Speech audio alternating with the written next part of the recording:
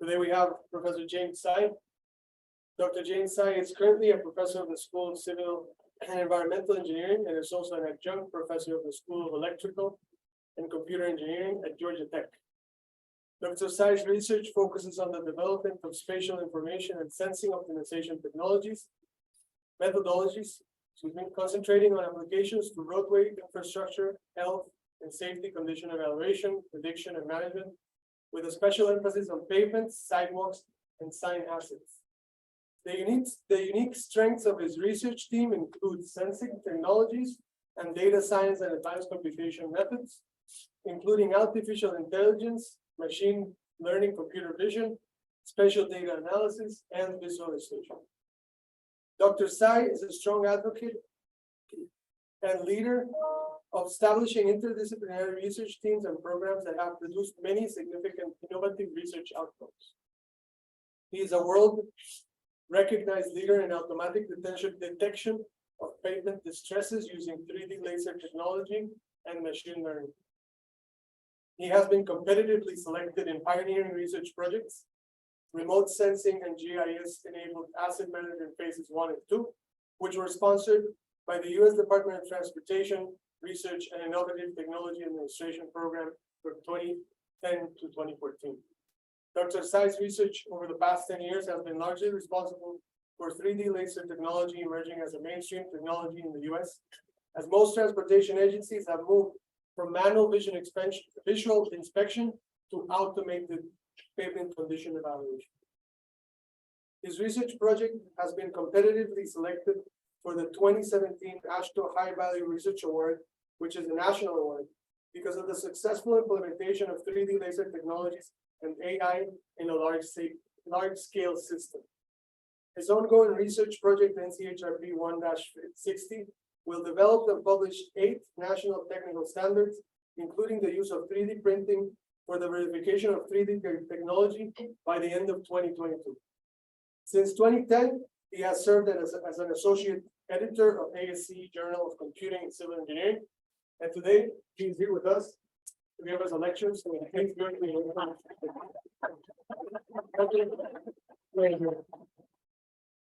You can hear me, right? So thank you very much, Javier, right? Thank you for inviting me to come here to give a talk. And especially so pleased to see so many old friends. And even some of them, we are TA together at Georgia Tech a long time ago, right? Professor Rowe. So I think I'm quite pleased to have the opportunity here to share with you some of the work we have done. So we kind of narrowed down to a specific area that we have been working for a long time. And it's going to be the area we have a strong passion, and to show it to you. So I think I kind of briefly mentioned about my research team or research area. And then a lot of focus we have is, since personally interesting in sensor and intelligence through the time since I was students. So that is the area I did. And then innovation is, I think that's a specific thing I want to share with you, which is how do I change the way we do business there. So 3D laser technology is the one I'm going to share with you. Since the one that we set up, typically I set up a kind of 10-year time frame to change the US and change worldwide. So several projects, I think we achieved that. Like a 3D laser technology, it took us 10 years. Since 2010, we have the national project, more than $3.5 million project. And it's taken 10 years, which is from nobody used 3D laser technology. Only sensor is the one we did in Georgia Tech. But now 50 states, 100% is all changed. I just gave a talk last week in Japan, the keynote speech, because I think they are moving to 3D sensing technology. And then in May, I gave a talk in Italy, as well as French, the French National Lab, because they wanted to move this to there. And I set up a national standard in a US technical standard, in AASHTO standard, as Javier mentioned. So I want to share with you not only the 3D sensor technology data itself, but the key thing there is how did you utilize the data? When I say data, different label. One is raw data. It's tons of data. What are you going to do? So we develop an automatic detection, machine learning to extract the information, distresses. but it gets so many distresses. What are you going to do? How you revolutionize the whole payment management system? I think I hope to share with you some of those there, because those are the future. So after we take 10 years, now is it become mainstream. Now I expect another 10 years or even longer, that is going to be changing the whole thing there. So that's what I'm going to share with you. The last item here, how do we revolutionize and optimize payment assets management for building a sustainable and resilient payment infrastructure. So I want to share with you some of those there. And so this is the area that we have. We do a lot, personal interest in automation and sensor technology, AI, computer vision, spatial temporal analysis, and a specific spatial optimization of sensor technology. That's the one we are interested in. So we apply different technologies, 3D laser and all of those there. And I think specific today, I'm going to focus with you is a 3D laser technology, which has become a national mainstream now after we spend more than 10 years on that. Specific is in payment, and we have been working on payment infrastructure assets, condition evaluation, preservation, and management. I started with doing management. So I developed the entire GDAS payment management system back to 25 or 30 years ago. I think we did that. And so from the payment condition evaluation system, treatment determination, to the annual project selection, forecasting, and system optimization. So we putting all of those there to operate in the entire Georgia department, basically 18,000 center line mile away. Every year, roughly $400 million to spend. So basically, we make a decision, help them to put in a tool to help them make a decision. So originally, that's my background. So I think they use the system for 20, 25 years. That's the impact on that. And almost past 15 years ago, I feel that I need to make some other contribution to nationwide, worldwide. So I think kind of start with 3D laser technologies. Now it's making the impact on that one there. So I'm going to share with you. And then, so this is a kind of four big area. Again, we are kind of on the left-hand side. Sensor technology is our focus, data science, but we apply in four areas. Today, I'm going to focus on infrastructure. That's the area we're going to talk about. But I think I've started the other area, safety. We kind of set up a goal 6 years ago. I say I wanted to, in the US, there's so many fatality there. 60, I've been more than 50% is wrong road departure fatality. A lot of people die. So I talked to my team, say, let's spend on 10 years. I want to change that. So every people say, sure, I think let's do it. So now it's 6 years. I think we already deployed some technology using smartphone to change. So expect to, similar to 3D laser technology, kind of change in the US as well as worldwide. The other area is energy efficient. I think right now we work almost with automobile company. And every week we have a meeting. We ship our product to the North American, to Brazil, Columbus. This is one of the big manufacturer company. So they're using our system device to do the performance measurement in terms of fuel consumption. So this is do the energy consumption, the monitoring, and forecasting optimization. So I have some industrial engineering student working on this one here. The last one here is a personal interest. Started from last year, and it's related to aging population. I suddenly realized I'm getting old. So I try to figure out what is going to happen when you get old, when you're getting 60 years old or getting 70 years old, 80 years old. Now, how's your life? How's your mobility? So I figure out I'm a professor, right? Why not create a topic there to deal with that? And I just recognize Georgia Tech have 7 big research, 10 years, big direction. The first one here is sustainability and climate change. Second is aging. Third is security, pandemic, etc. Right? So I say, well, I happen to be aligned with whatever the big direction. So we work on that one there. So how do I bring the sensor technology, all of those? But that one there is pretty big. Actually, I kind of have a team forming the very large team from the medical professor in as well as the nursing professor and then neurology, the best in the nation on the Anderson Cancer Center, and the psychology from UT Austin, and structure from the Stanford, etc. So different professor there nationwide, 15 people. So it's not a traditional way we deal with. What we talk about today is totally out of my knowledge. And then, but I think you're learning the whole process there. So I'm a founding director of Center for Safety and Mobility. So the first stage here, I need to form the team and then move on there. So anyway, today I'm going to be the blue color, the one I'm going to focus on. So sensing technology, this is technology we use through the year. So I have a strong passion since I'm working on my system.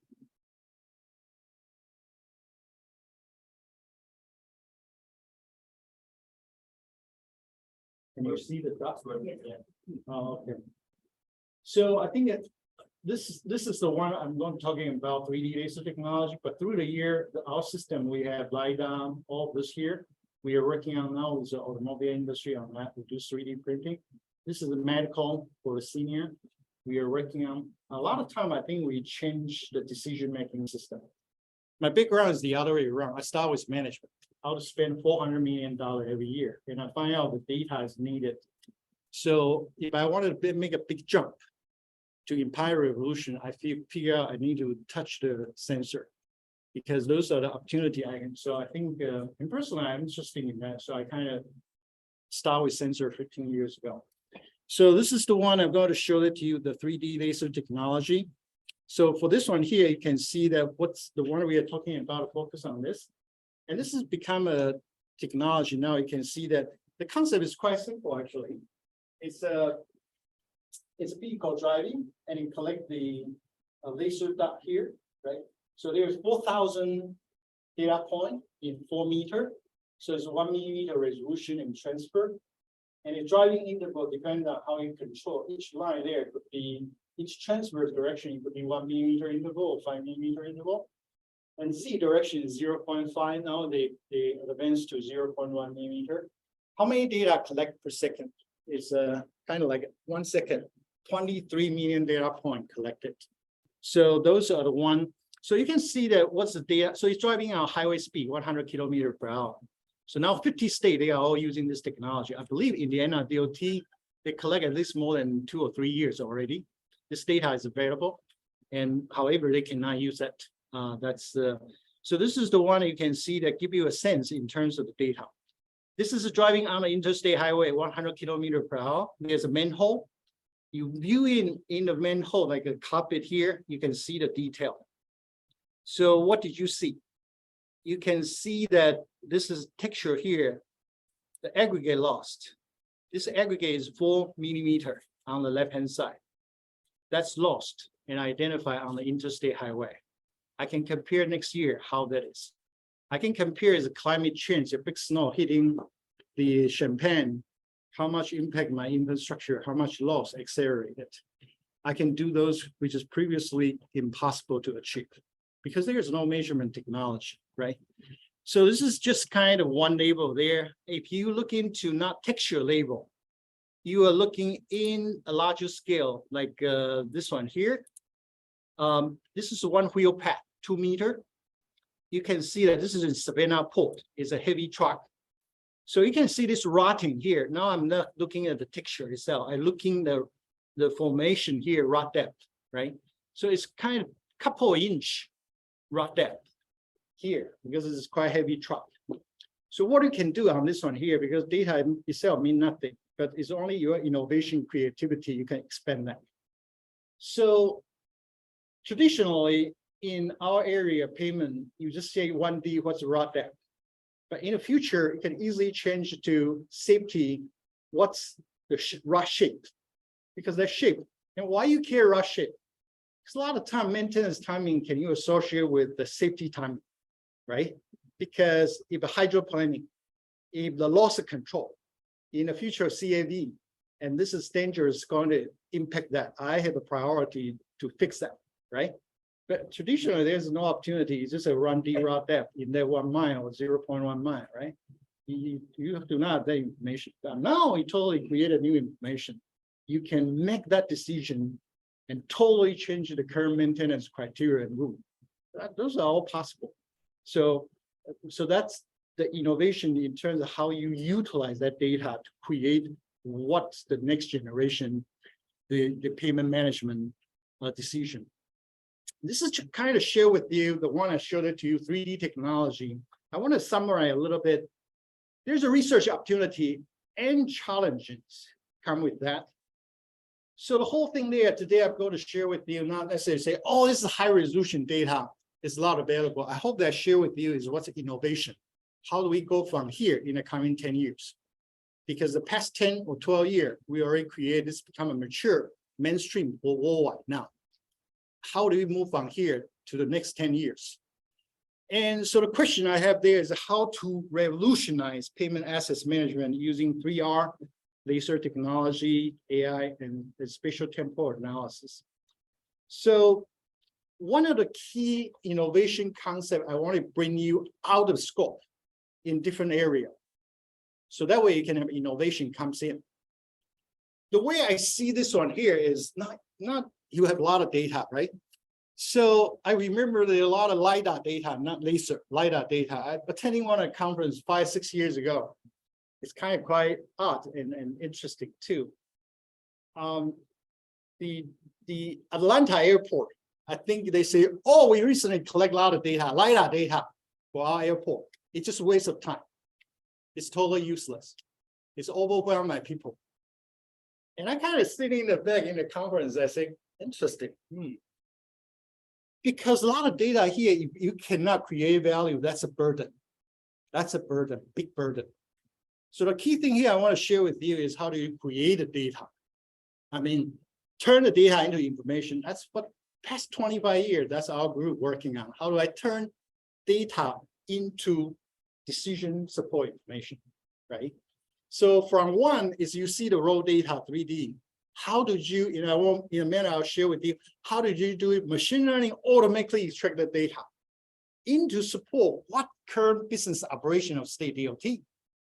But not only that, you have this high resolution data like MRI, CT. I want to go from here to the future. How do I create a value?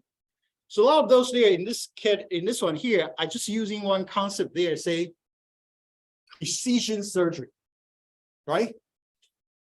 If I using CT or MRI, I'm using this one here to kind of analogy, it kind of an analogy to the medical industry.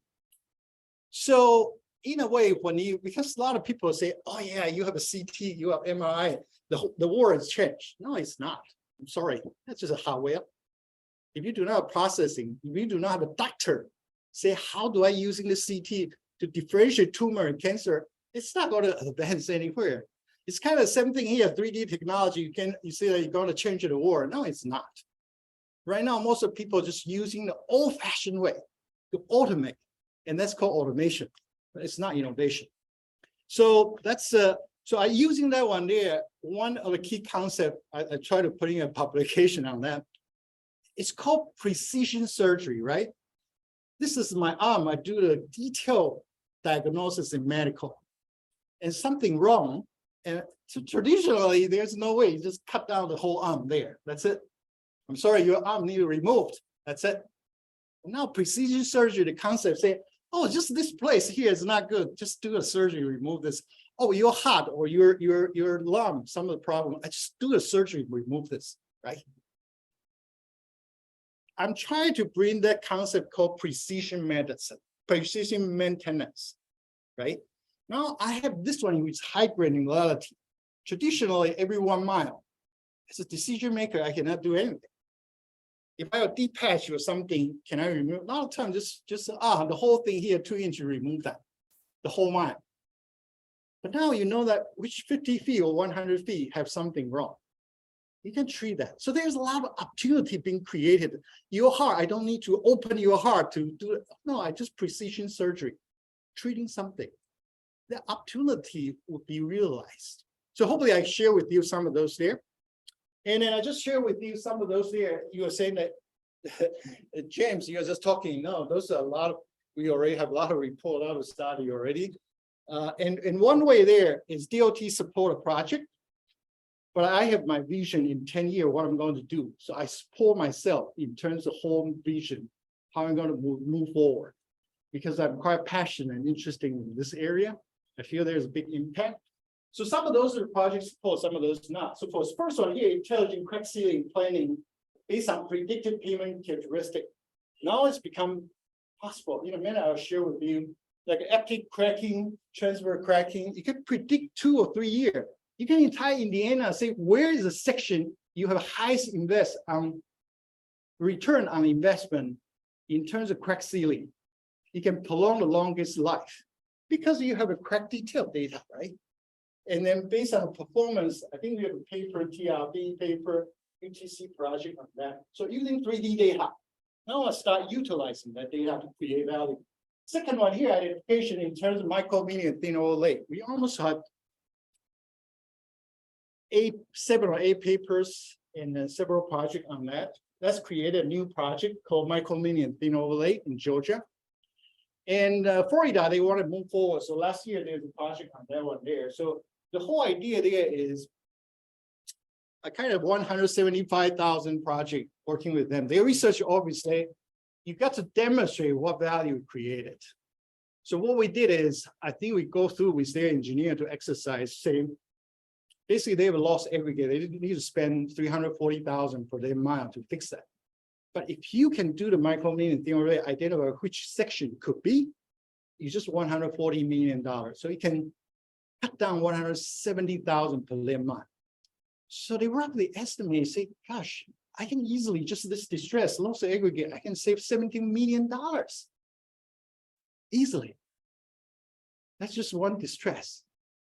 So, but why that is possible? The current way for a DOT condition survey is impossible because you have a whole 10 mile, one condition, or 25% loss aggregate, or 10% or 5%. It's impossible. But now you have every 5 meters of condition. I can automatically detect that using machine learning. I can cut the section there, say where is the section can apply this treatment, precision surgery. Now they can cut down, let's say it there. So they gradually so I kind of finished that one there. They're quite excited about that one. Say, oh, there's a new value created. So this is this one here. In terms of the other one, deep patch, I think we had a project and paper GDOT. So 3D technology, how to create that. So all of this here, I think the report we finished in Florida DOT.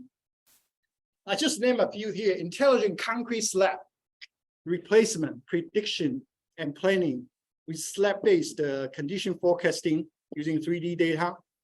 That this is GDOT project is finished.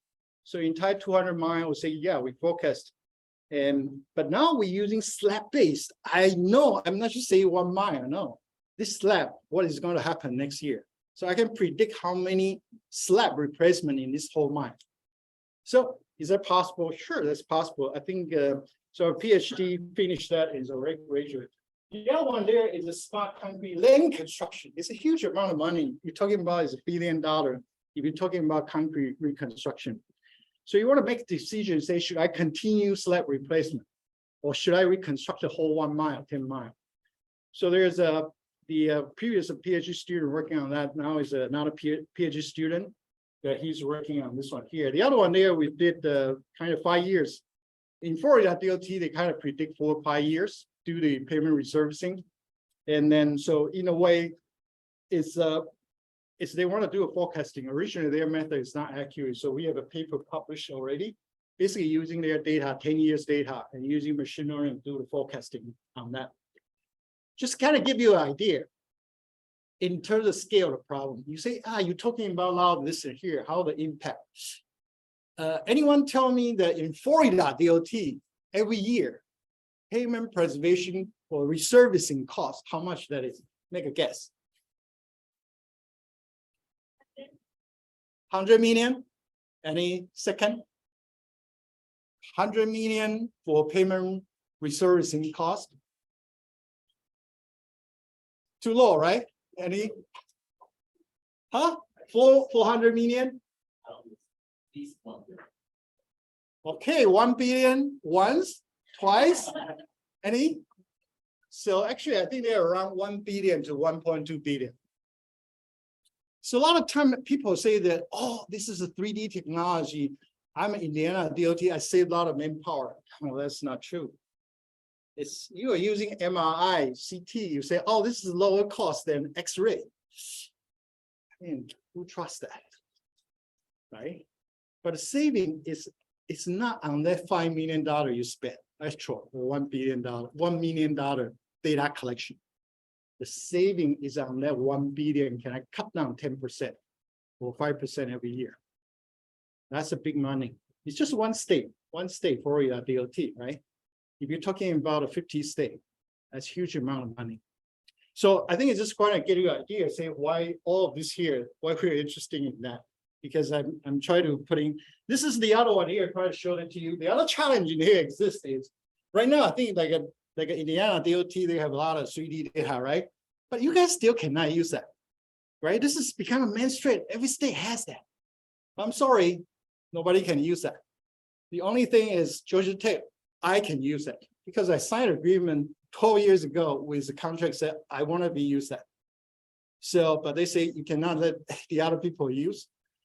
And then I say, sure, I think, so we have a paper publication, etc. But I really feel that's too lonely. You just yourself. I think I started putting that as an open format. So that way there, the UIUC, you can use the data from Indiana DOT to develop your algorithm, etc.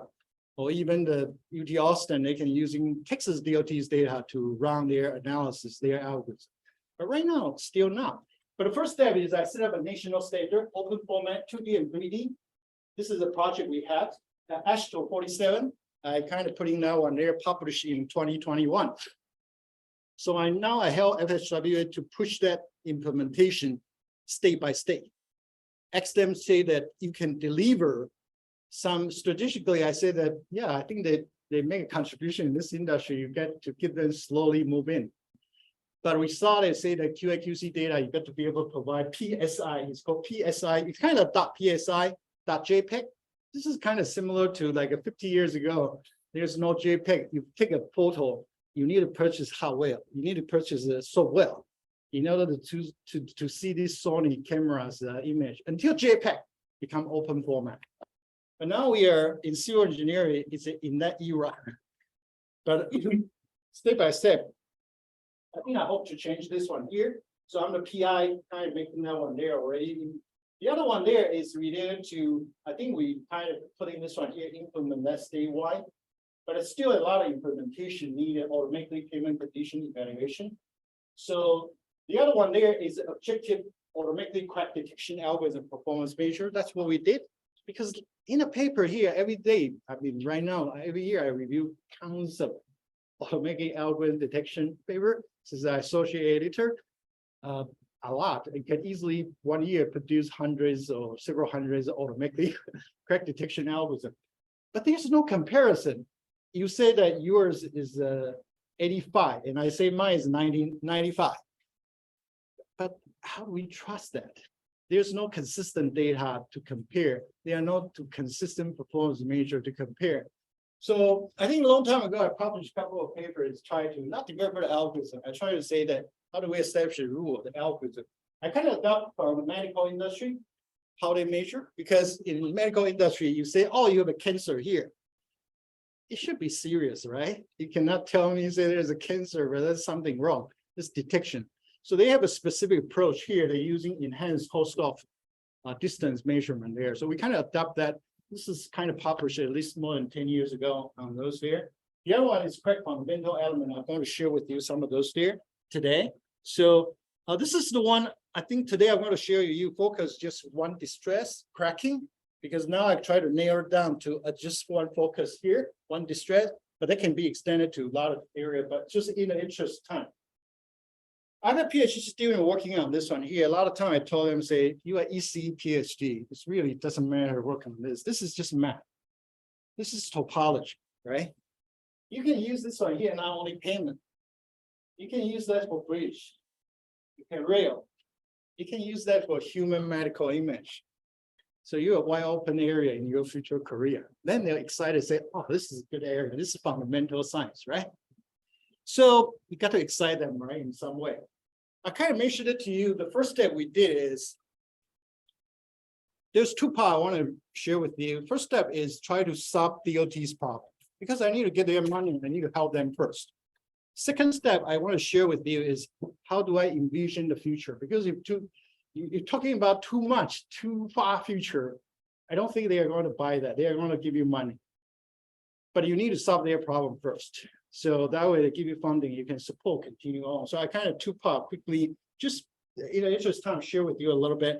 This is Georgia DOT. They have 10 different distresses. Every year they need to survey based on human. And Florida DOT, they have distresses. I just kind of focus on law cracking. So there's a different crack type, severity label. And so what we did is those are the one that with law cracking, because in Georgia DOT 40, 50 years ago, Georgia acquired famous pavement preservation. So they have a diagnosis in terms of what's the causes of distress and then determining the treatment. So they design in a way, how do I label this distress? It's based on how I'm going to treat. So they have very good logic to linking. They're quite well known nationally in that. So this is low cracking. It's on a wheel path, low induced. Severity label 1, only one line. And this is 2 line here. And this is severity label 3, already formed a polygon and it's popped up. So different cracks label, I can apply different treatment method. So like a crack sealing, if I apply into severity level 3 or 4, it's just a waste of money. Totally just a waste of money. And then it create a dangerous roadway because friction suddenly drop. And it's going to be a lot of slippery road created. So anyway, that's kind of related to treatment timing. This is cracking, but this is different. This is block cracking. The cost is different there. And so I think we need to develop an approach there to automatically detect them. So those are the one that we already finished in 2017. Detection, classification. So that's why we receive a national award, because we entire interstate highway with some machine learning 3D. You will say this is research stage. No, I think in 2017 we already finished those there in the entire interstate highway. So we received a national award because we apply 3D to that. And then this is the one I want to share with you. Is there any way, any room to automatically crack detection? Still have a room? What's your view in moving forward? Yeah, there's still a room to improve that, even the automatically crack detection. And what's the room? What's the opportunity? This is 2D image, right? And this is a 3D image here. So those are the one that the data acquisition is different. The 3D range data, those are quite different in terms of the fundamental. So this is kind of using the emerging technology. The one I want to share with you, since I teach the AI for smart city 3 years already, a lot of time that there's a lot of paper, but sometimes people publish paper that crack detection, they don't know what they are doing. They just want to publish. They really don't know the domain of problem. And what I mean by that, I kind of teach this semester class. I say that typically this is a paper that I reviewed, hundreds of paper, automatic crack detection. This is the input, 3D cracking. Some of the people are just using classification approach as an AI. Some of the people are using object detection patches. Some are doing segmentation, right? And I tell students, say that you got to know what problem you want to solve. If you want to do the previous crack severity label, all of those there, you cannot tell me, say this image has a crack or no crack. That's definitely insufficient information for me to make decision. It's good for publication, but that's not good for me to solve a problem. So sometimes some people define AI problem test, but they're not even define correctly. They just want to publish. They are not necessarily want to solve the engineer problem. So I think we did a review, and as you can see here, that this is more than 96 paper we published on this one here. You can find it on ASC Joint Computing. Originally, I just wanted to say that this is 2020 published. And then I just want a student started work on, typically, I think I don't want them to waste time. Once we get in, we need to get into very critical area and then to immediately become a whole leader or something. So I say that let's take a look in just a few years. And he pulled it out. So 96 paper in terms of machine learning, that's moving very quickly. So what's the problem domain? Traditional machine learning or classification, or people are using segmentation, different problem AI domain, how they define. Some of those there just say classification, just say, oh, this image has a crack or no crack. object detection is saying, oh, this bounding box has a crack or no crack. But segmentation is similar to medical industry. This pixel here has crack or no crack. So the outcome is this. This outcome just tell you this image has a crack. So you can see that the whole change there, all the paper published by sites, a lot of number of paper. If I zoom in this one here, you can see that there's a fair amount of people, they do classification, right? Publish, but later on, this number become reduced because people feel that that's not solving the problem. The way you define may not be really helpful unless you divide into two stages. You do classification, then do the segmentation. Segmentation indicates pixel label, but this segmentation continue grow. Since we started in 2021, so I don't think we just early we published that. So I don't think that if we get a paper about it, it's quite big. So after define that, then we have a better idea to move on. So this is kind of just show it to you. You say, oh, you measured a lot, 3D data, 2D data. Why we need to care about 3D data? What's the strength? This is the one 3D image data. It's not affected by lighting condition, right? This is the location there. We do at nighttime collect the data. Here doing the shadow condition, the daytime. In 2D, it's going to mess up with your algorithm because the shadow there, and they're quite confused at nighttime here. But this is automatically 3D data. This is one of paper we published. It's almost 95% accuracy detection, the nighttime data. The shadow, during the shadow, the same location data, the same location there during the daytime, the algorithm, the detection does not change. That's why 3D technology moving so quickly is because it's not 3 greater than 2. It's related to its strength. Here, if you look at this, can you see the cracking? Right? This is kind of OGFC or white crack texture, but this is the same data. It's a 3D. You can see clearly what's the crack, right? So there's an advantage. That's why entire US they shipped, right? After the period of technology, I think they are testing so long, take 10 years to move that. So opportunity, challenge, and deep learning. So this is a one of PhD. If you ask me, oh, they do or make machine learning. What's the direction of machine learning? Let me share with you here. So the opportunity here, automated crack detection using deep learning model. It's currently mainstream. A lot of people are using that. However, the deep learning model suffer in accuracy. A lot of companies there, they kind of get into 90% or 85%, they just cannot grow. That's it. That's the current, no matter computer science, etc. Oh, this is the medical industry, but they grow to 90%, they just stop. That's it. It's keep in mind, machine learning, deep learning is just data-driven model. That's it. So the diverse scenario of real world data, lighting, condition, and all of those there, it just cannot adapt that. Keep in mind, deep learning is a data-driven model. And a lot of time in my class, I say that if your annotation is not correct, that automation is based on what you digitized.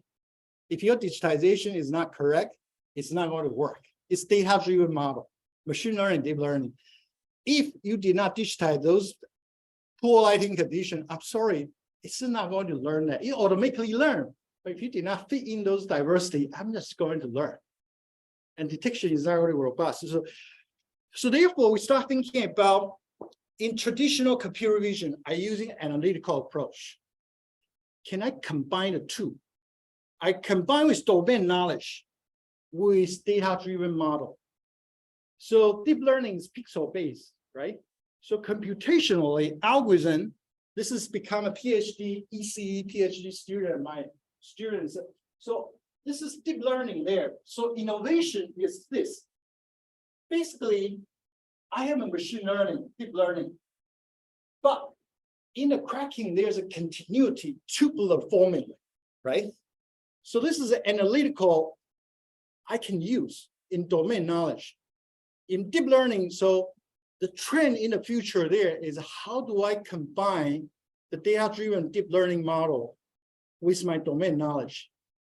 Combine the two, I can possibly move from 90 or 85% to higher percentage. And because thinking about this one here, I do a detection, that stop sign detection. If I only have a 5 image, 10 image training, I'm not going to get any good result, right? But traditionally, it's okay. I know this is a red color, that's stop sign. I know the shape, I know the texture. I can develop an algorithm to capture that domain knowledge of how they design.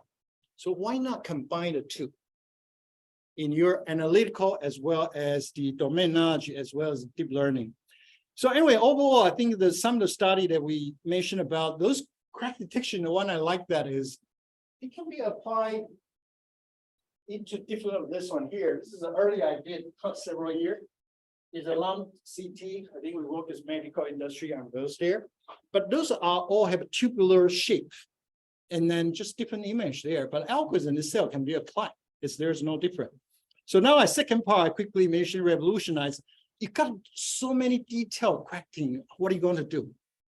So this one here, how do you revolutionize the whole thing and even accept the resilience and sustainable infrastructure? So let me share with you here. This is data earlier I mentioned about, right? The first part there, I want to get the money, so I automate all your business. The second part here, I want to revolutionize the whole thing. So this is the one. So what's your rationale in revolutionize the whole thing? I kind of using this one here to illustrate my rationale on revolution or innovation. So fundamental, and I using the analogy of medical industry, CT and MRI. Traditionally, I need to make decision, treatment method, and treat because that $1 billion, right? And $1.2 billion. I need to cut down their money. The condition evaluation earlier I mentioned about there's a severity low cracking and then block cracking, right? Type, severity label, extent, the measurement. So 40, 50 years ago, those people design, I still feel they are good. So we use that to fundamental 3D data there, I support it. But other than that, I'm going to create something new. Because I have this detailed MRI data, why I still be able to copy 40 years ago people did? Can I revolutionize, create a new value? And what's my guiding principle? My guiding principle is, can I create a new performance measure and indicator, be able to help me determine treatment and treatment timing? Be able to help me to CT, come up with something or MRI to help prolong this person's life. That's my goal. And so like a precision treatment and all of those there. So in a way, I can do the crack sealing, and I can do the detail on this one. I can do the automatically machine-guided crack sealing, crack filling, introduce a robot and all of those, right? I can support that. So I can change the future in those there. So, but what, in terms of optimal timing, new performance measure, what do you do? So we come out with this, the fundamental mathematical topology model. Traditionally, people just look at the crack itself, right? So there's no systematic way to look at the topology or mathematical formation. But now I have so much detailed data, I need to have a systematic way to think. So this is the one published. So we start looking at the previous definition in terms of classification, in terms of I need to determine the new way to determine treatment method and timing. The traditional way, there's a way to determine this. I need to have a new way to be able to support all of those. So this one here is showing to you fundamental crack element model we did. In tiny 1 millimeter crack, you have the crack, you have this crack location, extent, width, depth, and then arrow orientation. Now it grows, it starts branching out, right? You have an intersection point. But you say that does 40 years ago, those engineers counting, I mean, common sense, do you say intersection point? There's a lot of intersection point. Does it impact your treatment timing and treatment method? Certainly, yes. But you say, how come 40 years ago they did not count that? It's too much, it's impossible. Right now, automatically, I can extract that. I also can extract what's a polygon. How many polygons grow through the time and their size, right? And so there's different label. I can get that mathematically. Then I can define a new engineer criteria with machine learning. I can determine those machine-guided operation. This is the one that showed it to you. We collect almost 6 years, but I just show you 10 years. I mean, 3 years, show it to you. You can see this one here, right? So this one here is 2011. You can see the cracking, and then in 3 years later, this one here start branch out, right? So you're growing. This is the one in the lab. You need a detailed measurement, detail. Now is available in the entire Indiana, in the entire infrastructure for 10 years. But how did you leverage that, right? Now this is growing. Now we have the one, not only 2013, it's your 2020 now. You can see, and you'll say, what's the value of this? I think you guys do a lot of material testing, etc. Now I can feed back to the system, why the crack growing this way? Do I using the right material? Should I change in different location? How do I optimize? How do I make that sustainable resilience? Traditionally, you cannot measure. All you can measure is in the lab. And now it's a large system in that grand detail. Now we can see why they propagate this way. Why they happen that way there. Now we can feedback. Can I change my structural design? Can I change my material design? I can start ask that question because they perform differently. How come this is a slack area, they perform different? Should I change? How come this one performs so well under the big snow? What did I do that right? Because after 5 years, nothing happened. And then the other one is, so now you be able to topology, right? Earlier that, now in that 100 foot, I can see that 100 foot, 2011, how many quick left? It's grown, right? Overall in that 100 foot. I can also point out, say, I just want to analyze the wheel path, non-wheel path. I have a detailed topology, right? So in this way here, it's showing that in this period of time, there are a lot of growing. It's not on the wheel, non-wheel path. It's on the wheel path in this period of time, 2011, 24. So I can see what's the characteristic, how is move on, right? And this is the one those general transfers. You can see that how they grow, right? And then in a way, transfer, okay, see this period of time since transfer growing quicker. Now you can take a look, say, intersection, how they grow, right? If this is a new indicator related to treatment timing and treatment method, then you can see how they grow, how they tie with, and this is totally a new indicator. You can easily publish, this is a new, everything is new. It's kind of like CT or, MRI. This is a really kind of new indicator here related to how I improve safety. And this is the one that polygon, right? How's the polygon grow, right? And can I have a polygon size in this dimension rather than number? Sure, you could. That's related to different material you use, different shrinkage, different polygon size, right? Those mechanical mechanism, you can with this mathematical topology to interpret that. So this is the one kind of rot depth. Not a PhD student do this. So 3D rotting, how they change in the system wide. You can see that amount of year, this is rot depth, how they change, and then what's the change in different year. So like earlier I mentioned about rot shape, right? So all of those there that I think I'm just using cracking to illustrate that, but I think this is the one in the rot depth. So through the year here, you can see what's rotting, how they continue to change on the wheel path. So you can visualize those data there, and then you can make decision what section here I need to do deep patch or different treatment. When your tire is rotting, deformation is with the cracking, maybe low cracking, etc. So with that, I kind of come to the summary here, say that this is automatically pavement infrastructure health condition assessment using 3D technology and deep learning. This is the one is going to is already become mainstream because 50 states using this one here. You're going to have a lot of data available. Hopefully, I think when we move into the open format, that data is going to be hopefully in this coming 2 or 3 years, vendor willing to become open format so you guys can have the data there to do all the process you want.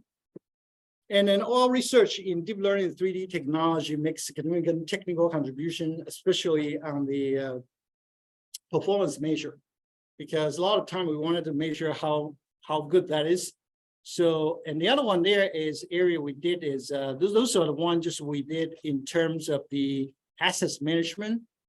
And then, so I will not repeat that one there. The second one here, optimize payment, infrastructure assets management. As earlier I mentioned about correct fundamental element is provide a fundamental mathematical foundation, right? To grow. So you can systematically grow using that data. And there's a treatment method, treatment location, and the timing there. In the interest of time, I do not have the chance to get into that. This is a separate project we have. But for example, loss aggregate, every state DOT have kind of low, median, high, right? It seems like a numerical, it's not, it's quantitative approach. But later on here, I think, can I say how many percent aggregate loss? 10%, 20%. Can I correlate to the crack ceiling or the FOX seal timing? Sure, you could. But right now, it just cannot measure. It's qualitative. How could you put in a timing? But when you have a quantitative, how many percent aggregate lost by area, by volume? Now I can predict 2 years later, this section, 10 miles, you should do FOX seal to hold on another 3 years preservation. So in a way, that doesn't exist, but you can create those there. So that's a related treatment timing there. The other one there is a new performance indicator. Earlier I mentioned about intersection point and polygon, those there. You can use those there for the treatment. This is just kind of mentioned to you crack detection on those there. Some of those there I already touched on. The other thing actually I try to create it is also a challenge. We have a 3D technology and 3D data, 50 state collected, right? One of the research I'm putting together is called Open CRG, which is CAV, Connect Vehicle, Autonomous Vehicle. I tell this vendor here, say that this is payment industry. You created 3D data, high resolution, but it's just been used for payment for transportation industry. I really want to create a value for this industry. Can we create an open CRG format, which is used by CAV, Connect Vehicle, Autonomous Vehicle? But it's kind of too dense, too much data. But how did you optimize that? They can be used. Then you guys data, then you can sell that to much bigger industry, which is several billion, $1 trillion business, right? So with that, I'll stop here. Thank you very much.